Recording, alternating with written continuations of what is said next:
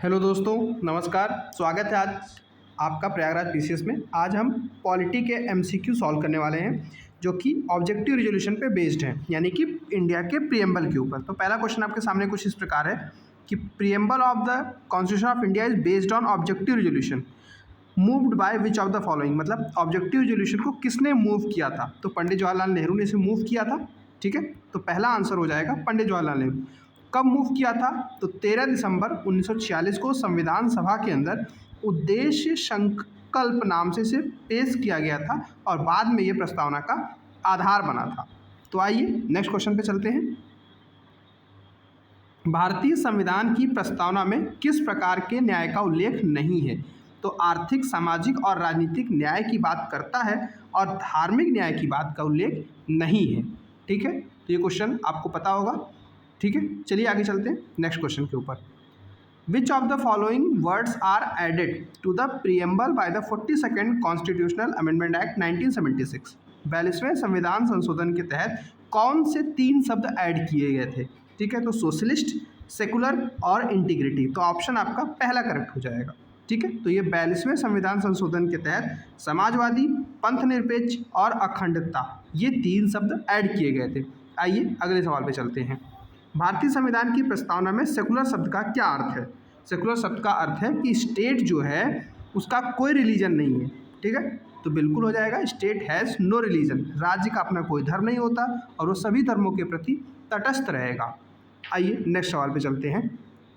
5वां सवाल हमारा है, which landmark supreme court case stated that preamble is the part of the Indian constitution. यहाँ पे ध्यान दीजिएगा, प्रीएम्बल को पार्ट बोला गया। तो केशवानंद भारती के अंदर प्रीएम्बल को पार्ट बोला गया था। ठीक है, इसमें बस एक चीज़ ध्यान रखा गया कि संविधान को इस प्रकार से संशोधित किया जाए कि उसके मूल ढांचे को कोई भी नुकसान ना पहुंचे। 6वां सवाल देखते हैं। भारतीय संविधान की प्रस्तावना में निहित स्वतंत्रता क्या शामिल नहीं करता स्वतंत्रता को? ठीक है, तो आर्थिक स्वतंत्रता इसमें शामिल नहीं है। ठीक है, तो हो जाएगा न्याय का उल्लेख है लेकिन आर्थिक स्वतंत्रता का उल्लेख नहीं है। आइए अगले सवाल पे चलते हैं।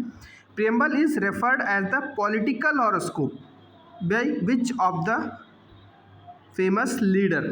ठीक है, तो के.एम. मुंशी ने इसको पॉलिटिकल हॉरोस्कोप कहा था। ठीक है, तो भारतीय गणतंत्र का राजनीतिक राशिफल। ठीक है, अगला सवाल देखें। भारत में सॉवरेनिटी का क्या स्रोत है? ठीक है, तो we the people of India is the source of our sovereignty.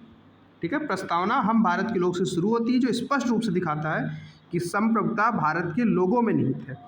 अगला सवाल आपके लिए है ये, the date on which constitution was adopted and enacted is mentioned in the preamble as. तो प्रीएम्बल के अंदर वो डेट मेंशन है 26 नवंबर 1949।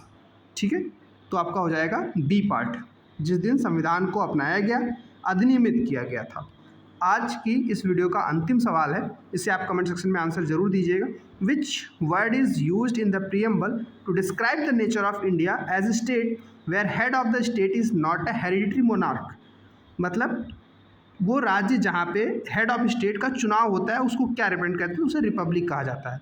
ठीक है, गणतंत्र में राज्य के प्रमुख सीधे या परोक्ष रूप से लोगों के द्वारा चुने जाते हैं, ना कि वंशानुगत रूप से।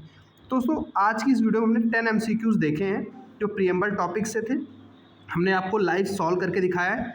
तो प्रीएम्बल वाले टॉपिक के ये 10 क्वेश्चन आप शॉर्ट नोट्स बना सकते हैं अगर आपको कोई क्वेश्चन इंपॉर्टेंट लगे, सुप्रीम कोर्ट की केसेस।